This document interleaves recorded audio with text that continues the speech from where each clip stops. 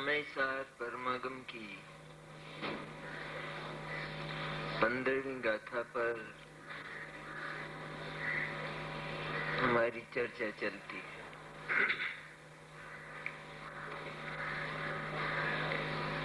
गाथा बहुत मांगलिक है,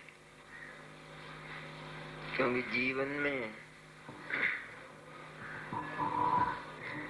एक नया मंगलोत्सव प्रारंभ करती है। उसका संकेत गाथा के प्रारंभ में ही दिया गया है।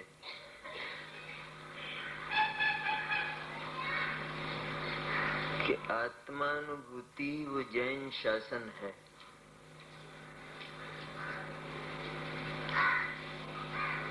जैन शासन है और वो जो आत्मा की अनुभूति है वही आत्मा का सर्वप्रथम कर्तव्य है। जिसने उस चैतन्य चिंतामणि का एक बार अनुभव किया उसका जीवन धन्य हो गया। धन्य क्या हो गया? उसका पुनर्जन्म हुआ।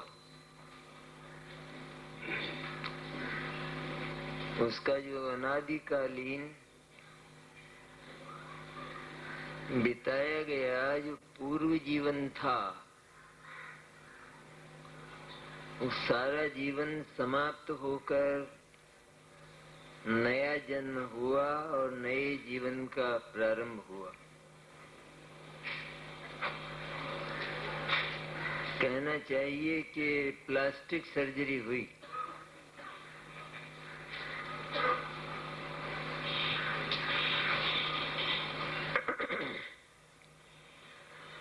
उस आत्मानुभूति का जन्म किस तरह होता है, ये गाथा का मूल विषय। कितनी करुणा है गाथा की।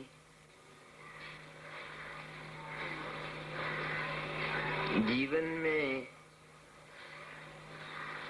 आत्मा को नहीं जाना गया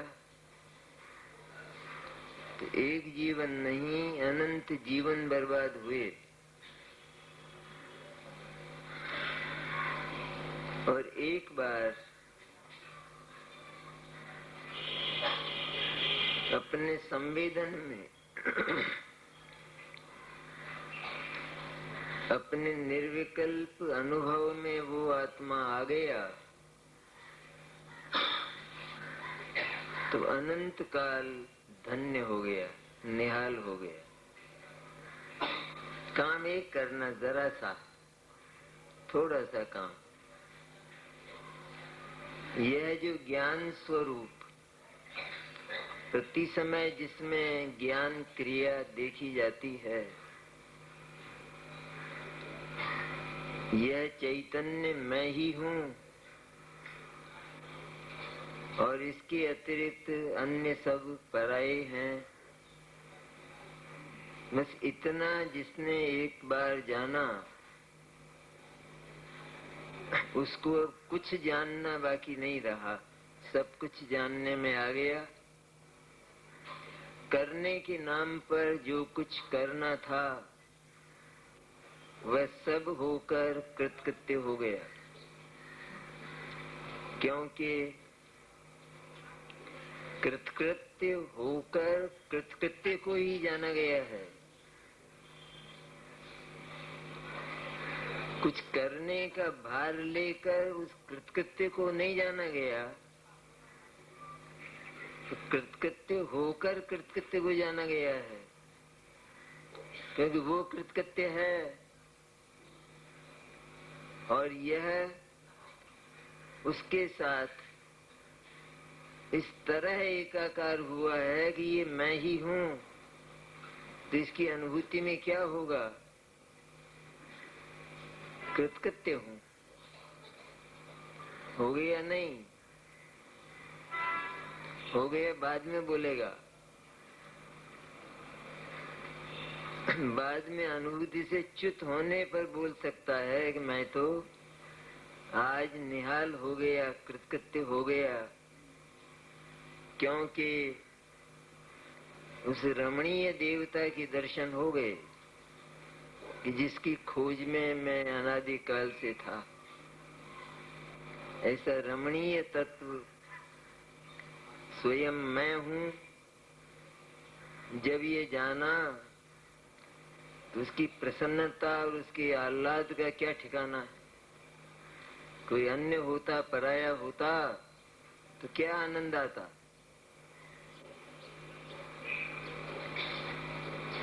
उस अनुभूति का उपाय आचार्य कहते हैं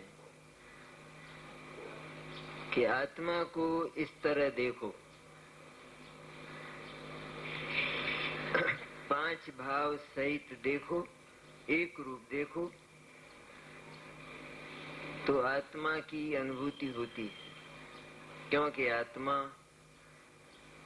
5 भाव संपन्न एक ज्ञायक तत्व है। इतनी बात गाथा में कहने के बाद आचार्य को कुछ और कहना बाकी रहा और उन्होंने कि उस ज्ञान स्वरूप, ज्ञान की जो अनुभूति है वही आत्मा की अनुभूति है, ये कहकर फिर कहते हैं कि परंतु मैंने एक महत्वपूर्ण बात शेष रह गई। वो क्या है कि वो ज्ञान और ज्ञेय संबंधी है।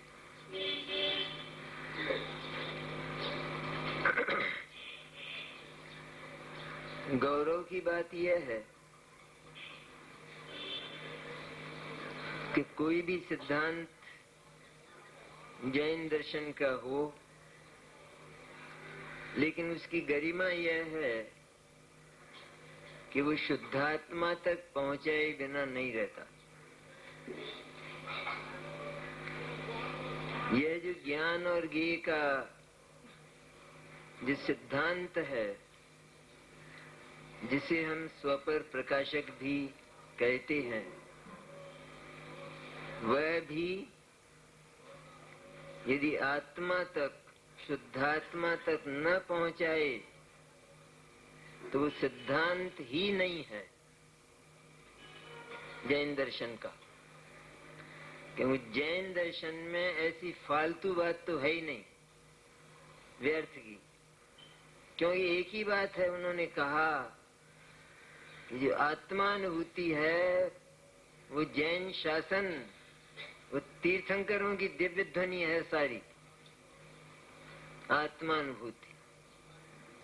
और उस तीर्थंकरों की दिव्य ध्वनि का वाच्य जो शुद्धात्मा है, उसका वेदन करने वाला भाव शुद्ध ज्ञान, वो सबका सब जैन शासन है।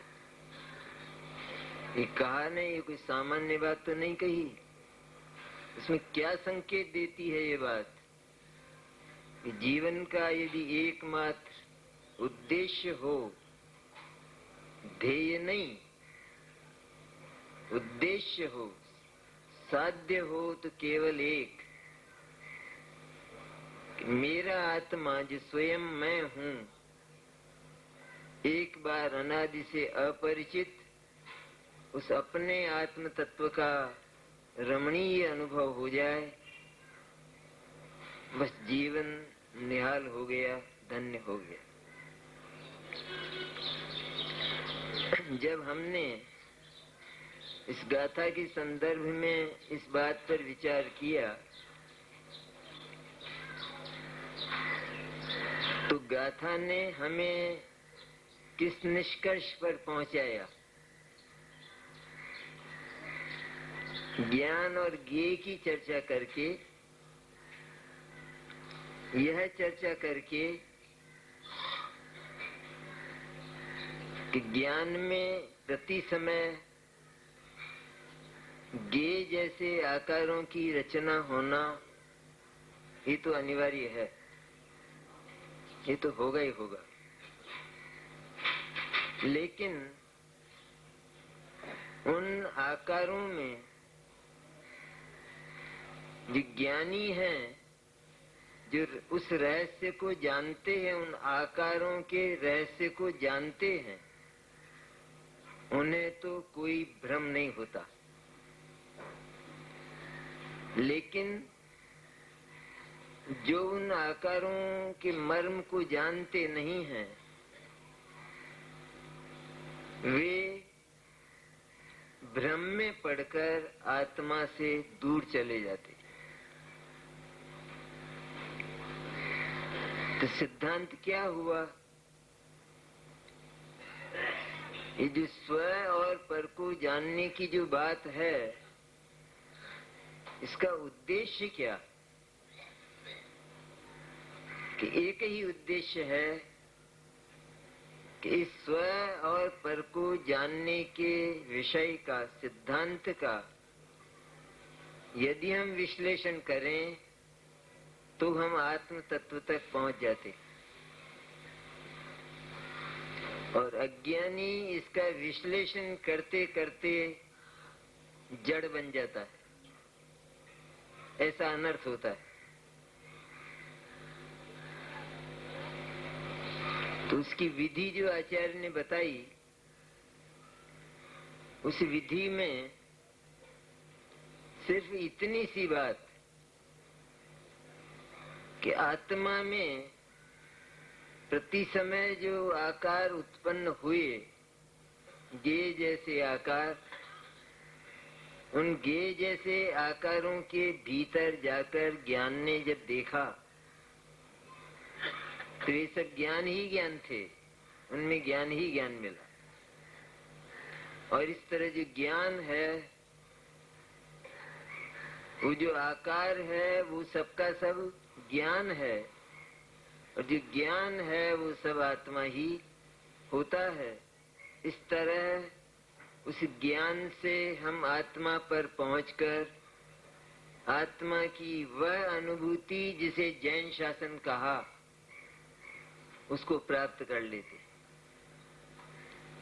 अब दूसरी ओर क्या होता है कि जो उन आकारों में उलझकर और ये मानता है कि ये आकार तो बिल्कुल गे जैसे ही हैं, तो गे जैसे कहता हुआ भी वह उनको गे ही मानता है, क्योंकि इसका तो सदा से इसकी आदत है, हमेशा से। क्यों माना ही ये है ना इसने तो कि गे मेरे ज्ञान में ज्ञात होते, ये मानकर चला है। तो ज्ञान के जो विशेष हैं, वो उनमें ज्ञान की तलाश क्यों करने लगा? वो क्यों करेगा? वो तो वो जो ज्ञात होते हैं, वो जो ज्ञात हो रहे हैं, वो ज्ञान नहीं, पर इसकी अनादिकालीन उस भ्रामक मान्यता के अनुसार वो गे ही ज्ञात होते हैं, ऐसा ही मानता है।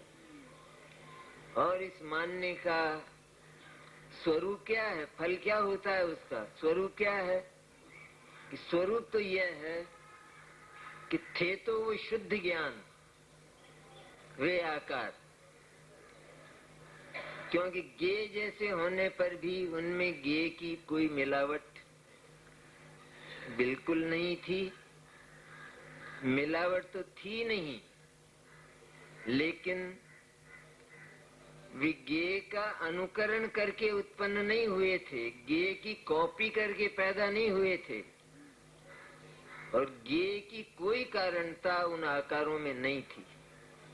इसका अर्थ यह हुआ कि वे गे जैसे आकार गे से अत्यंत भिन्न थे, बिल्कुल न्यारे थे। और अज्ञानी को इस न्यारेपन का पता है ही नहीं, क्योंकि वो तो सामान्य भाव से, जैसा सारी दुनिया बात करती है कि मुझे ये सामने दीवार दिखाई देती है, उसी तरह मानता रहता है, मानता रहा सदा से ही कि मुझे जगत दिखाई देता है मेरे ज्ञान में। तो जगत दिखाई देता है, इसमें अनर्थ क्या होता है? क्या हो गया इसमें? इतनी सी बात में अनर्थ ये हो गया कि तेरी सत्ता ही जाती रही, सत्ता ही समाप्त हो गई और वह अचेतन बन गई, गे बन गई। क्योंकि जिसने निश्चयात्मक रूप से ये जाना कि मेरे ज्ञान में, मेरे इस चलती ज्ञान पर्याय में ये गे प्रतिभाषित हो रहे हैं, गे जानने में आ रहे हैं, तो उसने गे का अस्तित्व ज्ञान में स्वीकार कर ही लिया। ज्ञान में गे का अस्तित्व स्वीकार करते ही ज्ञान और गे ये दोनों एक हो गए। क्योंकि ज्ञान में प्रथम तो कोई आता नहीं है, आएगा ही नहीं। ज्ञान में तो ज्ञान ही रहता है, उसमें किसी अन्य के रहने के लिए कोई जगह खाली नहीं है। और इसने अपनी कल्पना में ये माना कि गे ज्ञात होता है, गे दिखाई दे रहा है। कहाँ दिखाई दे रहा है? कि ज्ञान में दिखाई दे रहा है। इसमें तो अब कुछ कहने जैसी अलग विश्लेषण जैसी बात नहीं है। उसने स्पष्ट ही जाना है कि मेरे ज्ञान में गे ज्ञात हो रहा है। कि जब ये जाना तो ज्ञान में ज्ञान तो है ही, रहा ही, लेकिन ज्ञान में गे आ जाने के कारण में उसको अपनी कल्पना में ज्ञान में गे का दर्शन होने के कारण, गे का अनुभव होने के कारण यह ज्ञान गे बन गया और आत्मा का नाश हो गया। नाश की बात आई थी तत् और अतत् के बोल में। नाश करता है अज्ञानी आत्मा का, क्योंकि वो आत्मा की सत्ता को सुरक्षित न रखकर, मात्र ज्ञान रूप न रखकर गे रूप अनुभव करता है। और गे रूप अनुभूति में आत्मा का अस्तित्व दिखाई देता ही नहीं है। अनुभव में तो कहां से आएगा? इसलिए महान सिद्धांत है ये, कुछ साधारण छोटी मोटी बात नहीं है। जैसे हम सामान्य रूप से कह दिया करते हैं कि ज्ञान में सिर्फ ज्ञान ज्ञात होता है, आत्मा ज्ञात होता है। ये घटपटादि पर पदार्थ ज्ञान में ज्ञात नहीं होते। कहते हैं इसमें क्या बात है, चाहे जैसे बोल लो, चाहे घटपटादि ज्ञात हो चाहे ज्ञान ज्ञात हो, एक ही तो बात है। इसमें क्या फर्क है? सामान्य लोग तो यूं बोलेंगे किसमें हो क्या गया, कहते हैं क्या अनर्थ क्या हो गया, किसमें ऐसा अनर्थ हुआ है कि तेरा ठिकाना नहीं लगने वाला है। कहीं तेरी सत्ता तेरे हाथ आने वाली नहीं है। तैने तेरी सत्ता को स्वयं जानबूझकर नष्ट कर दिया, खाक कर दिया। और दूसरी ओर जब हमने ये माना मैंने माना नहीं है हमने जबरदस्ती, ये सिद्धांत है, ये प्रयोजन नहीं है। ये इसमें खास ध्यान में रखने की बात, क्योंकि प्रयोजन वश भी जनवाणी में बातें बहुत हैं और वे भी केवल आत्मा तक पहुंचाने के लिए हैं। जैसे उपयोग में उपयोग है, क्रोध में कोई उपयोग नहीं है। और इस तरह दोनों अत्यंत न्यारे न्यारे होने के कारण दोनों का कोई आधार आधे संबंध नहीं है। इसलिए दोनों का अधिकरण अर्थात दोनों का क्षेत्र न्यारा न्यारा है। दोनों का क्षेत्र न्यारा न्यारा है। क्रोध क्रोध में रहता है और ज्ञान ज्ञान में रहता है। अब इसकी मीमांसा करने वाले हम लोग, जिनको विद्वान कहते हैं, वे दो तरह से इसकी मीमांसा करते कि सचमुच इस तरह मीमांसा करेंगे, सचमुच ज्ञान और क्रोध रहते तो एक ही जगह हैं, न्यारे न्यारे रहते नहीं, एक ही क्षेत्र हैं। जिन आत्मा के प्रदेशों में ज्ञान रहता है उन्हीं आत्मा के प्रदेशों में क्रोध रहता है। यहाँ से तो शुरू करते हैं वो, उसे सिद्ध करने के लिए। और आचार्य ने क्या कहा?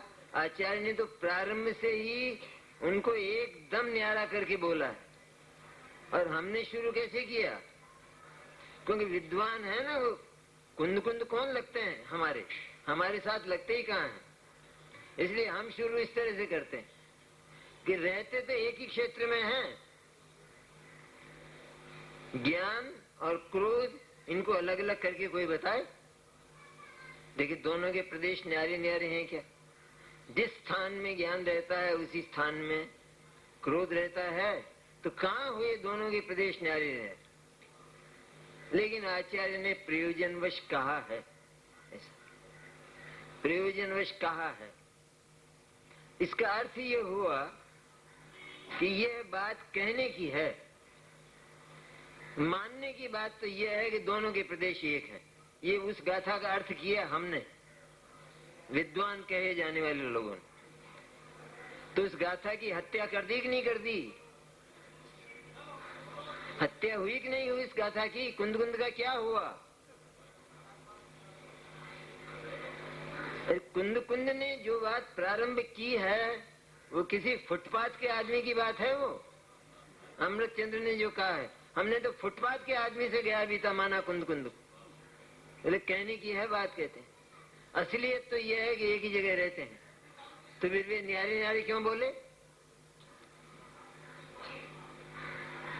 अरे जो तत्व बिल्कुल भिन्न स्वभाव वाले हैं, ये सिद्धांत, वे कभी कहीं भी एक नहीं हो सकते। किसी भी किनारे पर और किसी भी बिंदु पर एक हो ही नहीं सकते। जो एक नहीं हो सकते और न्यारे न्यारे हैं, उनका सभी कुछ न्यारा न्यारा होता है।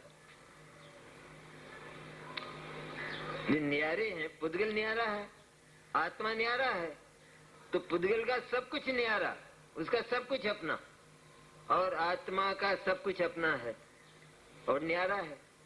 इसी तरह क्रोध वो आत्मा से बिल्कुल विपरीत स्वभाव वाला है, पुद्गल वो तो भिन्न स्वभाव वाला है। वो विपरीत स्वभाव वाला नहीं, वो तो भिन्न स्वभाव वाला है। क्रोध आत्मा से विपरीत स्वभाव वाला है। तो विपरीत स्वभाव वाला वो आत्मा के साथ एक में हो कैसे सकता है? वो कभी संभव ही नहीं है। इसलिए आचार्य शुरू वहां से करते हैं, क्योंकि दोनों का व्यवहार से एक स्थान लगने के कारण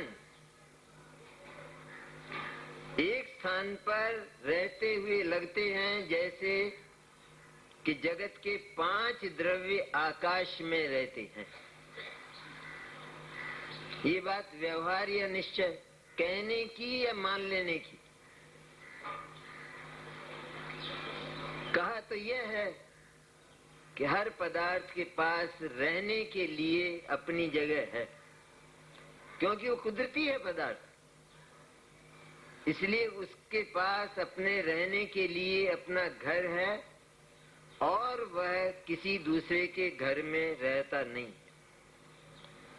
हमने शुरुआत यहाँ से किया। 5 द्रव्य कहाँ रहते हैं? कि आकाश में रहते हैं और कहाँ रहते हैं? कि और कहीं? कि नहीं, बस आकाश में रहते हैं। तो आकाश में रहते हैं तो फिर आकाश कहाँ रहता होगा? क्यों, उसको भी तो जगह चाहिए रहने की। जब 5 आकाश में रहे तो फिर आकाश भागा और वो जगह ढूंढने लगा, पर उसको दुनिया में जगह नहीं मिली। तब फिर हम लौटे कि आकाश आकाश में ही रहता है, तो फिर 5 भी 5 में ही रहते हैं। फैसला तो हो गया, इसमें कहाँ झंझट रही। एक दूसरे के घर में रहे, झंझट तो इसमें है। अपने घर में रहने में तो झंझट कहीं अनंत काल तक भी आने वाली नहीं है।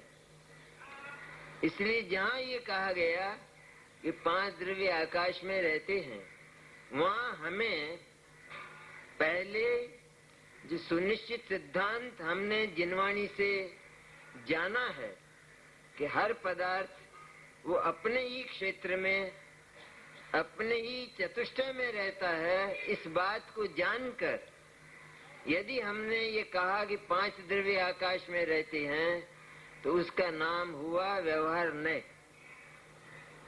व्यवहार नय से आकाश में नहीं रहते, व्यवहार नय से आकाश में रहते हैं और निश्चय नय से अपने में रहते हैं। ये 2 बात हमने सुनी। अब सुनने वाला ये बोला कि तुम उलझाओ मत मेरे को, तुम तो सही बात बताओ कि आकाश में रहते हैं कि अपने में रहते हैं, कि व्यवहार से आकाश में रहते हैं, निश्चय से क्या है विचित्र बात। अभी एक बात, मैं विश्वास किसका करूं? दोनों में से दोनों बातें न्यारी न्यारी हैं बिल्कुल, तो दोनों में से विश्वास किसे दिया जाए? ज्ञान किस बात को सत्य स्वीकार करे, ये बताओ सीधी बात। अब वो खुद नए में उलझा हुआ कि क्या बोलूं इनमें दोनों में से, कि वो दोनों ही तो सच्ची हैं। व्यवहार से आकाश में रहते हैं, निश्चय से अपने में रहते हैं, दोनों सच्ची। जब दोनों सच्ची हैं तो कोई भी समझदार आदमी इसे सुनेगा तो तेरा माथा खराब है। एक बात बोल, ये तेरी जो माँ है वो निश्चय से है, व्यवहार से है? क्या कि लगा तो कुछ, व्यवहार तो लगा इसमें, निश्चय से है या व्यवहार से? कैसा कभी बोला ही नहीं। जो उसमें लगने वाला नहीं है ना, वो वास्तव में मेरी ही है। इस तरह एक पदार्थ अत्यंत अत्यंत स्वतंत्र, सर्व संबंध रहित होने पर भी किसी प्रयोजनवश यदि कोई दूसरा पदार्थ उसके साथ लगाया जाता है तो उसी का नाम व्यवहार न है। हो गया, लगाया जाता है, कहा जाता है, लेकिन बात वैसी बिल्कुल नहीं है। थोड़ी बहुत है सो नहीं, थोड़ी बहुत नहीं हुआ करती, थोड़ी बहुत हो तो पूरी होगी, इसलिए बिल्कुल नहीं है। इसलिए सही स्थिति यह है, ज्ञान ज्ञान में रहता है, क्रोध क्रोध में रहता है, दोनों के घर और दोनों के दरवाजे न्यारे न्यारे हैं। क्रोध कभी ज्ञान के दरवाजे से ज्ञान के घर में नहीं जाएगा, इतना तो ईमान धर्म है क्रोध के पास। और ज्ञान कभी क्रोध के दरवाजे से क्रोध के भीतर नहीं जाएगा। दोनों न्यारे न्यारे ही रहते हैं, दोनों में कोई आधार आधे संबंध नहीं है। ये बात कही ना आचार्य ने, तो क्या ये बात यहाँ घटित नहीं होती? ज्ञान और गे जब न्यारे न्यारे ही हैं, तो फिर ज्ञान का गे का ज्ञान में ज्ञात होना, ये बात सत्य कैसे हो सकती है, सही कैसे हो सकती है? क्योंकि गे जब अपने घर में रहता है और एक का दूसरे के घर में आना निषिद्ध है, तो ये ज्ञान गे ज्ञान के घर में आ कैसे गया? और यदि कहना भी पड़ा कि वो आ गया, हमें वो दिखाई दिया, तो उसका अर्थ यह नहीं है कि वो दिखाई दिया, उसका अर्थ कोई दूसरा है कि सचमुच वो नहीं दिखाई दिया, लेकिन उस जैसा ज्ञान का आकार अर्थात ज्ञान दिखाई दिया, ये उसका अर्थ था। वहां तक पहुंचे मर्म पर। और जब इस प्रक्रिया से हम देखते हैं, अब प्रक्रिया दोनों की आत्मानुभूति स्थापित की है सबसे पहले से, और आत्मानुभूति ही प्राप्त करना है, तो आत्मानुभूति किस विधि से प्राप्त होगी? ज्ञान में ज्ञेय ज्ञात होते हैं, इस विधि से प्राप्त होगी। ये ज्ञान में ज्ञान अर्थात आत्मा ज्ञात होता है, इस विधि से प्राप्त होगी। मार्मिक नहीं है बात गाथा में। किस विधि से प्राप्त होगी? क्योंकि इस सिद्धांत का जो उद्देश्य है वह तो आत्मानुभूति है। वो प्राप्त नहीं हो तो जीवन निरर्थक है, बर्बाद है। जीवन ही नहीं है, आत्मा ही नहीं। वो यदि नहीं है तो, वो उपलब्धि अगर नहीं होती है तो कौन सी विधि से प्राप्त हुई? कि पहले अनादिकाल का जो माना गया है उस वचन से हम बोले कि ज्ञान में ज्ञेय ज्ञात होता है, ये बोले तो आचार्य बोले कि ज्ञान में ज्ञेय ज्ञात होता है कि ठीक है, होने तो कोई दिक्कत नहीं।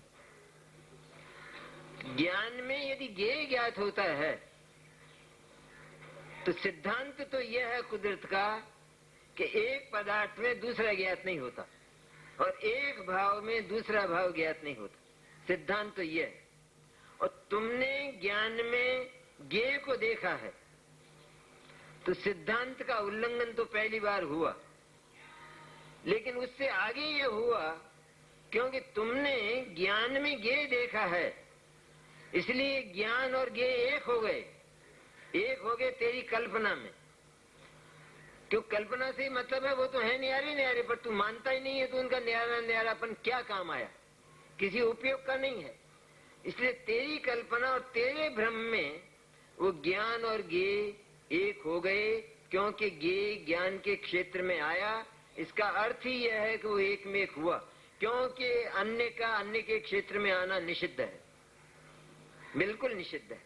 क्योंकि सबके अपने अपने घर न्यारे न्यारे हैं। जब ज्ञान और ज्ञेय एक हुए तो फिर इस विधि से अब हम आत्मा की अनुभूति की ओर जाएं, जाकर देखें, कोशिश करें, उसमें क्या दिक्कत है? एक हो गए ना ये दोनों।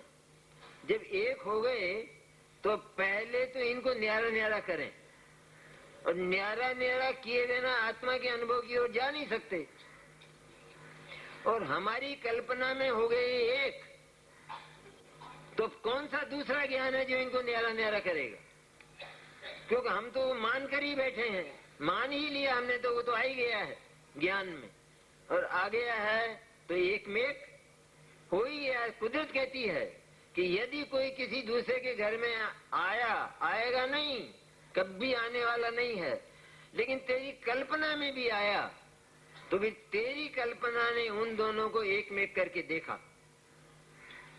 और एक में एक करके देखने वाला पहली समस्या तो यह है कि वो उनको न्यारा न्यारा कैसे करेगा, न्यारा न्यारा कैसे जानेगा। न्यारा न्यारा नहीं जानेगा तो भेद विज्ञान कैसे होगा, और भेद विज्ञान नहीं होगा तो आत्मा का अनुभव कैसे होगा? तो ज्ञान में ज्ञेय ज्ञात होता है, ये भेद विज्ञान की कला है, कहीं लगती है, कोई विधि लगती है? तो बात आई थी ना अपने रात को कि इसमें कोई झगड़ा नहीं है। अगर ज्ञान में ज्ञेय ज्ञात होता है तो क्या हुआ, होने दो, कोई झगड़ा नहीं है। हम ये मानेंगे कि ये जो ज्ञेय ज्ञात हो रहा है ये मैं नहीं हूं, ये पराया है, अन्य है। इस तरह उसको अन्य मानकर हम आत्मा का अनुभव कर लेंगे तो हमारी भी समझ में बैठ गई बात कि ठीक तो है बात, इसमें क्या है। ज्ञान में ज्ञेय ज्ञात हुआ, लेकिन मैंने ये कहाँ माना कि वो ज्ञान के साथ एक में एक हो गया। मैं तो ज्ञान में ज्ञात होने वाले ज्ञेय को न्यारा न्यारा देख रहा हूँ, न्यारा न्यारा जानता हूँ। जब आत्मा से न्यारा जानता हूँ और आत्मा को उससे न्यारा जानता हूँ तो आत्मा की अनुभूति होने में कहाँ कठिनाई है, कहाँ असंभवता है?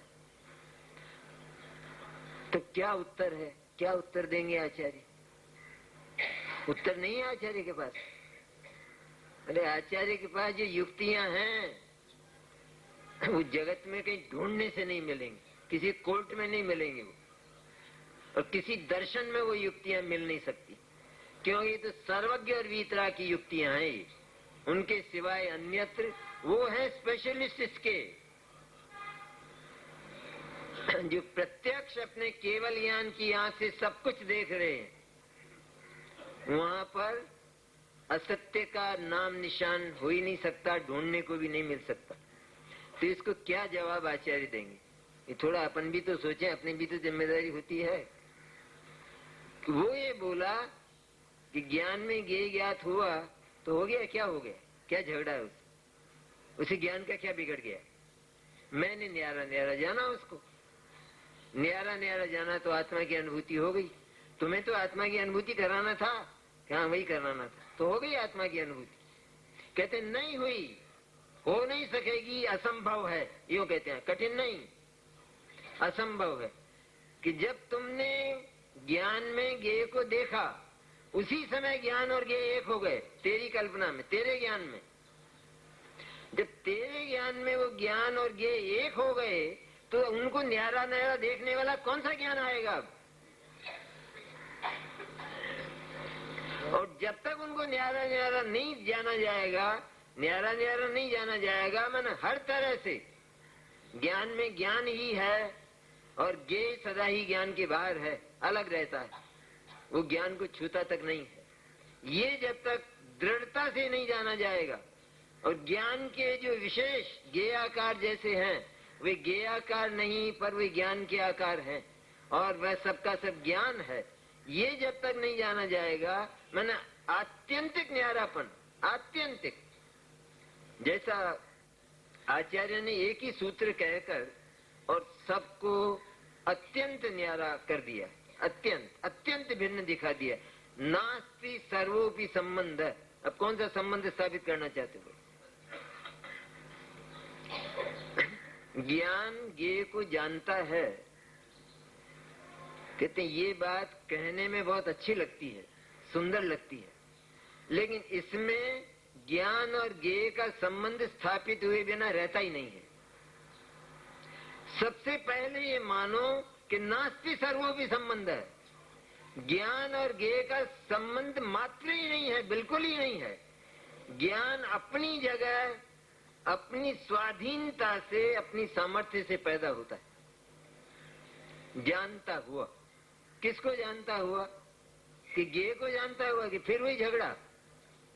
अरे भाई, जब ज्ञान और ज्ञेय का संबंध ही नहीं है बिल्कुल, तो जानने का संबंध बाकी बच गया, और संबंध तो नहीं है दूसरे, कर्ता कर्म संबंध नहीं, तादात्म्य संबंध नहीं, ये संबंध तो नहीं है, लेकिन जानने का संबंध बच गया ना। ये जानने का संबंध हमने बचाए रखा कि ज्ञान ज्ञेय को जानता है। इसमें हमने ज्ञान के साथ ज्ञेय लगाया कि नहीं लगाया?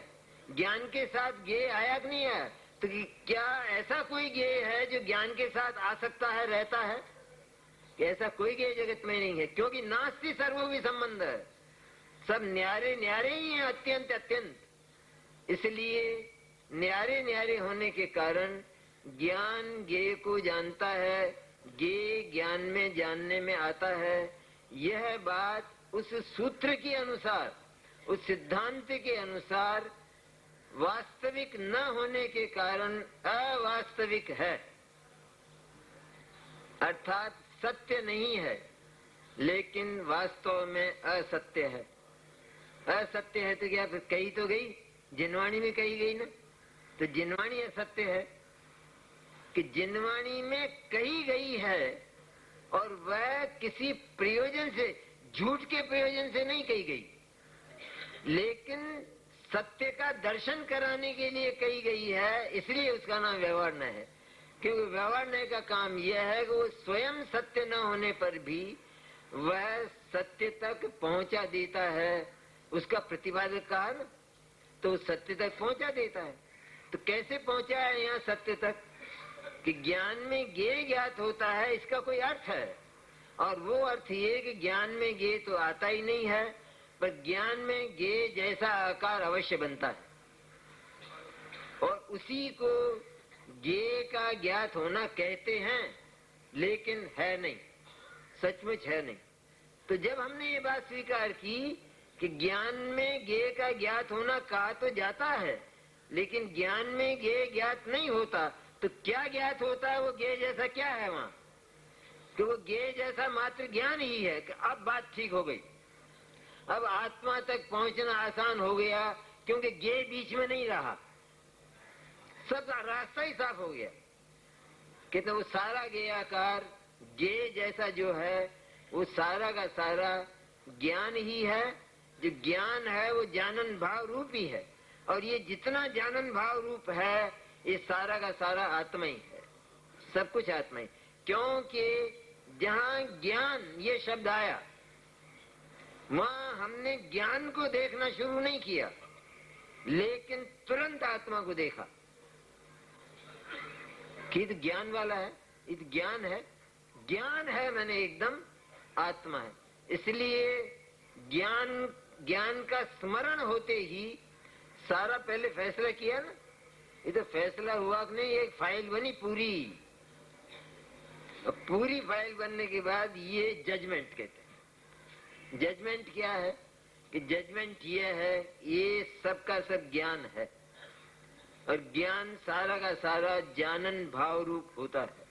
ये जानन भाव सारा का सारा जहाँ जहाँ जानना देखा जाए तो तुरंत वहाँ आत्मा का बोध होता है।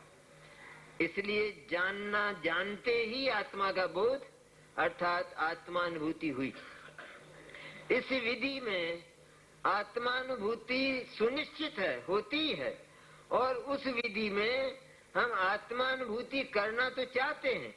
ये कहते हैं कि हमें आत्मानुभव करना है, तो आत्मानुभव करने के बहाने हम आत्मा से बहुत दूर चले जाते हैं। इतना ही नहीं, हम आत्मा को खो देते हैं, आत्मा ही हमारे हाथ से निकल जाता है, आत्मा ही हाथ में नहीं रहता।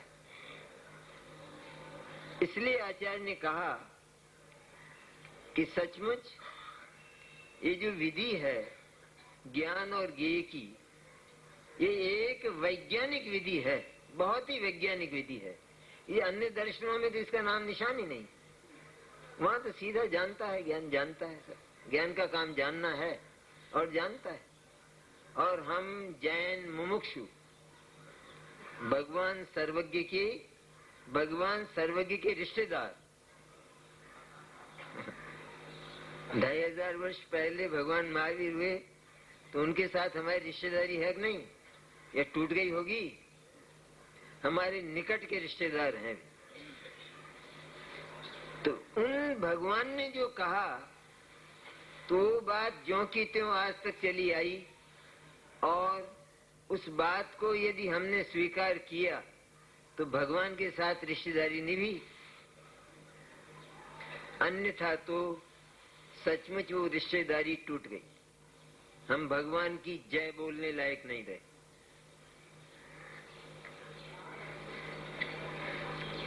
तो हम लेकर चले थे कि ज्ञान ज्ञेय को जानता है, इस बात को इसलिए लेकर चले थे कि हम ज्ञेय को अन्य मानकर आत्मा का अनुभव कर लेंगे इस विधि से।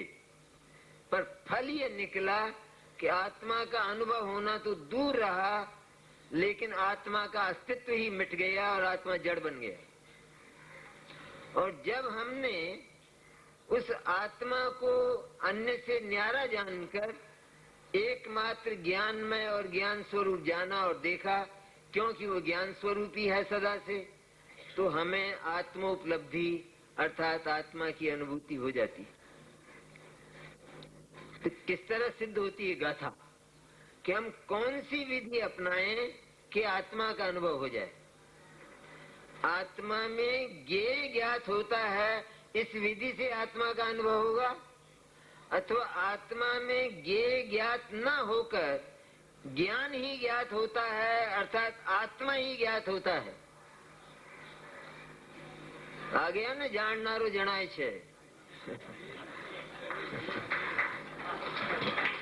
कैसे ज्ञात होता है? ये तो वास्तव में ज्ञात होता है। तो वो जो बात कही जाती है वो थोड़ा न्यारी है कि हमेशा जानने वाला अर्थात आत्मा ही जानने में आता है, वो अलग से भी है, और यहाँ तो जानने वाला जानने में आ ही गया, यहाँ तो दूर रहा ही नहीं, क्योंकि वो सारा का सारा ज्ञान में होने से, जानने वाला होने से सचमुच वो आत्मा ही है और वह जानने में आ गया। तो दोनों विधि में, दो विधि हमारे सामने, इस गाथा में भी दो विधि है ना, तो दो विधि हमारे सामने होने पर भी गाथा में वो जो जिसको, जिस ज्ञानाकार को हमने ज्ञेय के रूप में जाना और वो ज्ञेय नहीं था, तो गाथा ने उसका निषेध किया और उसका निषेध करके उस ज्ञेयाकार को ज्ञान मात्र स्थापित करके आत्मा के अनुभव तक पहुंचाया। यदि उस विधि से आत्मा का अनुभव हो सकता होता तो गाथा में उस ज्ञेय के जानने का निषेध नहीं होता, अर्थात उस ज्ञेयाकार को, ज्ञेय जैसे आकार को ज्ञेयाकार और ज्ञेय मानने का निषेध गाथा नहीं करती और उससे भी आत्मा का अनुभव होता। लेकिन आत्मा के अनुभव की विधि एक है केवल, और वो ये कि ज्ञान मात्र आत्मा ही है, ऐसा जानकर जब उपयोग उस ज्ञायक की ओर झुक जाता है, ज्ञायक को आत्मसात करता हुआ, उसके साथ एकाकार होता हुआ, यह मैं चिन्मात्र चैतन्य ही हूँ, ऐसा स्वर उठाता हुआ जब वह प्रवर्तित होता है तो उसे ही आत्मा की अनुभूति कहते। दूसरी कोई आत्मा की अनुभूति की विधि नहीं है। इस स्वयं आचार्य ने कहा कि आत्मानुभूति केवल एक ही मोक्ष मार्ग है, अन्य नहीं, दूसरा नहीं। तो हमने तो मोक्ष मार्ग दूसरा भी मान लिया ना कि आत्मा की अनुभूति तो मोक्ष मार्ग है, लेकिन ज्ञान में जब ज्ञेय आया तो फिर ये जो ज्ञेय की अनुभूति है वो भी तो मोक्ष मार्ग हो गया। हमने मोक्ष मार्ग को बदला कि नहीं बदला? क्योंकि हमने तो छूट दे दी कि ज्ञान में ज्ञेय ज्ञात हो सकता है, होता है। तो कब हो सकता है ज्ञान में ज्ञेय ज्ञात? कब होगा? ज्ञान में अर्थात जहाँ ज्ञान रहता है, जो ज्ञान का स्थान है, वहाँ ज्ञेय ज्ञात होता है। तो हमने ज्ञेय को ज्ञान में आने की छूट दी और वो ज्ञान में आ गया माना हमारे लिए तो आ ही गया। और आकर तो अब हम क्या अनुभव करेंगे कि जब ज्ञान में ज्ञेय आ गया तो ज्ञान और ज्ञेय को पहले तो एक होना पड़ेगा। ये आचार्य यहाँ से शुरू करते हैं। और वो जो अज्ञानी है वो क्या कहता है कि भले ही ज्ञान में ज्ञेय आ जाने दो, कोई झगड़ा नहीं, हम उसे पर मानेंगे। पर मानने का मौका आएगा तब मानेगा ना, कैसे मानेगा? पर वो अवसर आवे तो, वो अवसर तो आवेगा ही नहीं, वो तो एक में एक हो गए। तेरी कल्पना में तू उनको एक में एक अनुभव कर रहा है। अब न्यारा न्यारा करने का अवसर तो जब तक प्रज्ञा नहीं जागेगी समर्थ और उन दोनों की संधि नहीं देखेगी, तब तक आत्मानुभूति का अवसर आएगा ही नहीं अनंत काल तक, अनंत काल तक भी। इसलिए ज्ञान में ज्ञेय ज्ञात होता है, इस बात को यदि परम सत्य मान लिया जाए और इसे केवल व्यवहार अर्थात कही गई बात ऐसा न माना जाए, तो अनंत काल तक भी आत्मा के अनुभव का स्वप्न नहीं देखना चाहिए। सपना ही नहीं आएगा, संभव ही नहीं होगा। कैसी वैज्ञानिक कला है ये, साक्षात सीधी।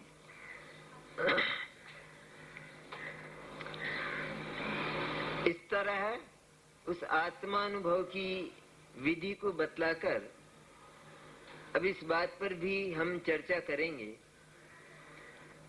कि जिनवाणी में आत्मा का स्वभाव स्वपर प्रकाशक कहा। क्या कहा तो है? स्वभाव स्वपर प्रकाशक। क्या कहा तो है कि इनकार कर दो ना, कि क्यों इनकार कर दें? जिनवाणी ने कहा है तो हम इनकार करने वाले कौन होते हैं? कहा है स्वपर प्रकाशक स्वभाव। पर तुमने जिनवाणी में और भी कुछ पढ़ा है थोड़ा बहुत, कि और क्या पढ़ा है? स्वपर प्रकाशक स्वभाव है कि स्वपर प्रकाशक स्वभाव के दो हिस्से करके जब जिनवाणी बोली कि ये जो पर प्रकाशकता है ये पर प्रकाशकता वास्तविक नहीं। ये पर प्रकाशक मैंने कहा तो है, लेकिन ये पर प्रकाशक वास्तविक न होने के कारण केवल कही जाने वाली बात है, इसलिए व्यवहार है। ये तुमने देखा कि नहीं देखा? ये नहीं देखा कि उसे क्या देखे? पर प्रकाशक स्वभाव है, कि स्वभाव है तो भी जिनवाणी ने स्वभाव कहा और जिनवाणी ही स्वभाव का निषेध कर रही है। नहीं आई ये बात जिनवाणी में? जिनवाणी ने स्वभाव कहा, हाँ कहा, और जिनवाणी ने उसमें से जो स्व प्रकाशकता है उसका तो निषेध किया ही नहीं। हर क्षण में, प्रत्येक क्षण में कहते हैं आत्मा ही प्रकाशित हो रहा है, ये कहा। और पर वो आत्मा में, ज्ञान में प्रकाशित नहीं होता, ऐसा जिनवाणी बोली कि नहीं बोली? स्व पर प्रकाशक स्वभाव कहकर। और ये कहा जाता है, ये भी कहा जिनवाणी ने कि ज्ञान में सारा लोकालोक ज्ञात होता है, कि ये कहा, लेकिन पहले उसका निषेध किया और इसके बाद कहा। उसका निषेध किया और कहा, तो जिस समय कहा उस समय उसका निषेध है या नहीं? कि ये निषेध है वो 3 काल के लिए किया है। कहने में तो कभी कभी आया है, लेकिन 3 काल के लिए निषेध करके ये कहा कि हाँ 3 लोग ज्ञान के जानने में आता है। जब निषेध करके कहा तो उसका अर्थ ये हुआ कि इसका भी मर्म ऐसा का ऐसा नहीं है। ये जानने में आता है का अर्थ यह है कि ये जानने में नहीं आता, ज्ञान ही जानने में आता है। उसका अर्थ, उसका जब निष्कर्ष हम जब कैलकुलेशन करते हैं, कैलकुलेशन वस्तु व्यवस्था के आधार पर, तो उस कैलकुलेशन में जब पर पदार्थ ज्ञान में है ही नहीं तो वो जानने में आता। ये बात तो एक बार में ही वो एडवोकेट निरस्त कर देता कि पहले बताओ वो आता है क्या ज्ञान में, क्या आता तो नहीं है, तो ये तो खत्म हो गई, कहते हैं इस पर मुझे बहस ही नहीं करना। तो फिर जानने में आया, तो क्या जानने में आया? कि जो वहां था वही जानने में आया, और वहां तो ज्ञान है तो ज्ञान ही जानने में आया, फैसला तो हो गया। इसलिए उस व्यवहार पहलू को स्थापित करते हुए स्वपर प्रकाशक स्वभाव में उसकी स्थापना करके, स्थापना भी निषेध पूर्वक स्थापना। जिस समय स्थापना की उस समय निषेध नहीं होगा, बाद में किया होगा। पीछे बोले होंगे भगवान तीर्थंकर कि स्वपर प्रकाशक स्वभाव है, कि ठीक है भगवान हम तो मानते ही आए, लेकिन कि पीछे बोले, बाद में कहा है कि उसी में गर्भित है सारी की सारी बात। स्वपर प्रकाशक स्वभाव में ये जो पर प्रकाशकता है, यह बात कहने मात्र तक सीमित है, बात ऐसी की ऐसी नहीं है, क्योंकि ज्ञान में पर प्रकाशित आज तक हुआ नहीं, अभी नहीं हो रहा, और अनंत काल में भी पर प्रकाशित नहीं होगा। और इस विधि से अवश्य ही आत्मदर्शन होगा, और उस विधि से ज्ञेय ही ज्ञेय का आत्मा के रूप में दर्शन होगा। आत्मा ज्ञेय बन जाएगा और मात्र उसका दर्शन होगा। ये ज्ञेय ही मैं हूँ, इस तरह का अध्यवसान रूप महापाप पैदा होगा। अब इसकी चर्चा आगे करेंगे।